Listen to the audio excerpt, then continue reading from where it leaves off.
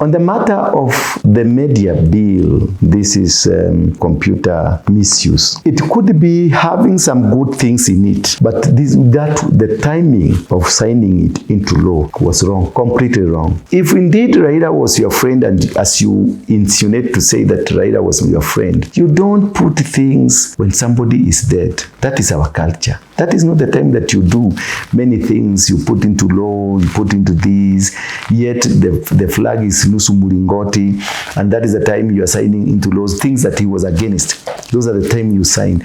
Whether it was good or bad, the perception out here, it was bad. Maybe it was good, maybe it was for the benefit of this nation, for the benefit of our children, or we as the parents. But whatever you did, it was wrong. You need to be told, and you need to have some strong people to tell you. Number 3, and the final one, Mr. President, would you mind please remove all these young people around you? Get older people who are strong and who have good intention for this nation. Do not just go for the Kikuyus or the Kalenjins or whoever, or the people you think are good or are of benefit to you, or are your royalists. No. Get people who are royalists to the nation, not to you. The people who love this country, not to William Ruto. Get some good, just as what Kibaki did. And this is a secret that Kibaki did that many of us have never come to understand. What did Kibaki, what magic did Kibaki do? Magic went and called upon the professors, Kina Joe Wanjui, Matere Kereri, those people from Makerere University. They were not tribal. He went to Kisumu, he picked some member of Dalmas Otieno.